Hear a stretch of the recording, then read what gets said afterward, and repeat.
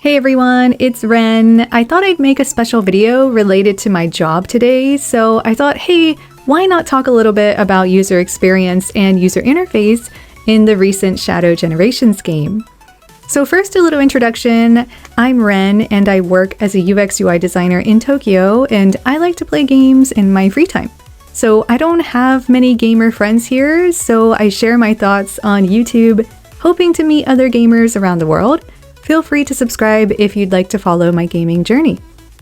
Alright, let's dive in. This is just my opinion. I do not represent my company, I don't represent Sega, or anything like that. This is just honestly my personal opinion as I finish the game. So Shadow Generations as a whole was really fun. I really loved the music and the neat UI elements as a whole. I felt like they were very beautiful. But I actually didn't know much about Shadow at the start.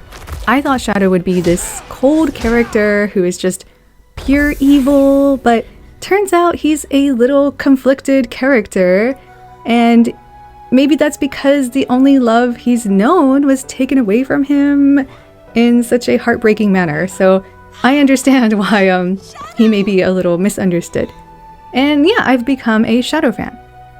So let me talk about some issues that I found within Shadow Generations. And again, I loved the game, especially this level right here.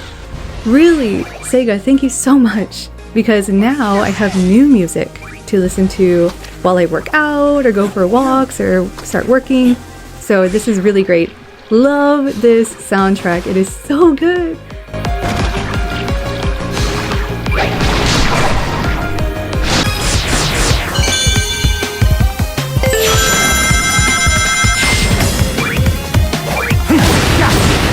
Alright, so I want to talk about some issues that I felt were in Shadow Generations, specifically about this area.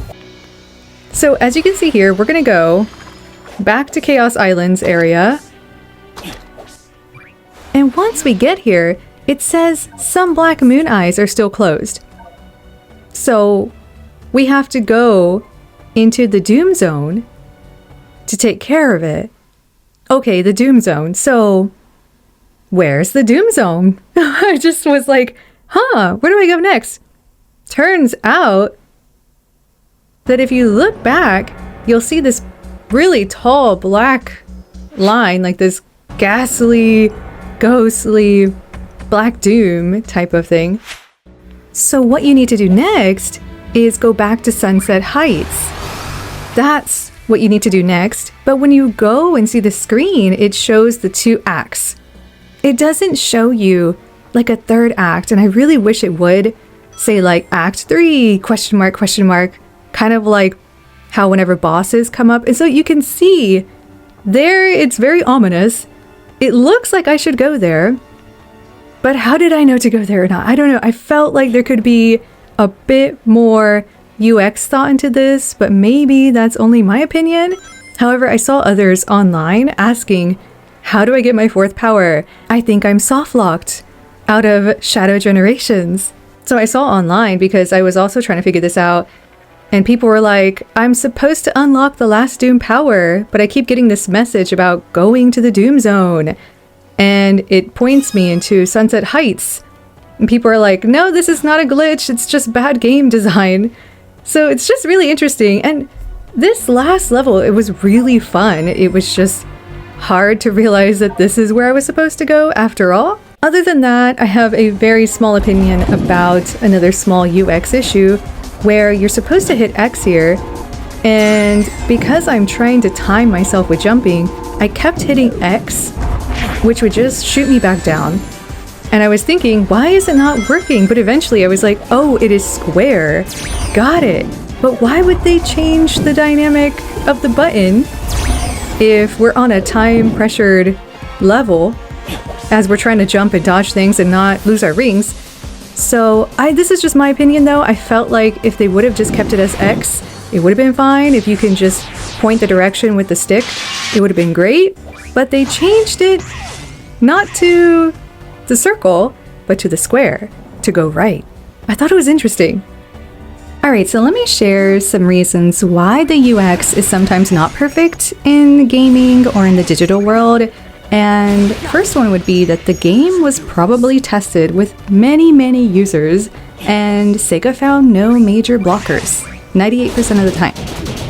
And this is what I would say is called an edge case. So what I experienced with these small UX issues is more called an edge case because it's not happening by the majority of the users. And so there's really no major priority to fix these issues. Also, maybe there was no time. I can just imagine Sega's deadlines are probably really tight, especially to meet the deadline for the release. And no one likes it when games change their release dates. Also, maybe there were no resources. It really takes extra money to make these changes, so you have to determine what's really the priority here, the release date or fixing the entire game to be perfect. And thinking about it, no perfect game exists, I don't think. I mean, there's small UX issues in every game, right?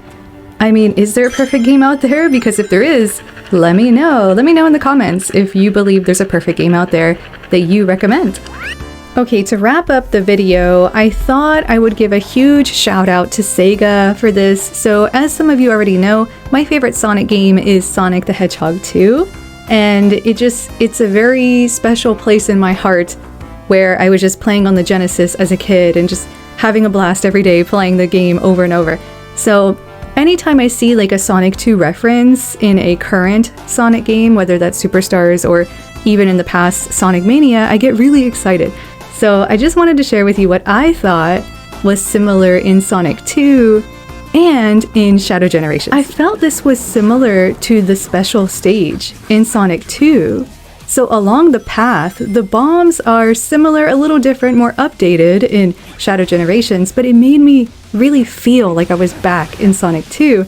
And it was just really great. So thank you so much for the nostalgia, Sega. It was really great. I used to stay up late at night trying to get all the Chaos Emeralds, and it was so hard. Anyway, really great, really nice throwback, in my opinion. That's my Shadow Generations review as a UI UX designer here in Tokyo. And if you're interested in following my journey as I play various games, feel free to like and subscribe. I would love to chat more about gaming with you all. Have a good one!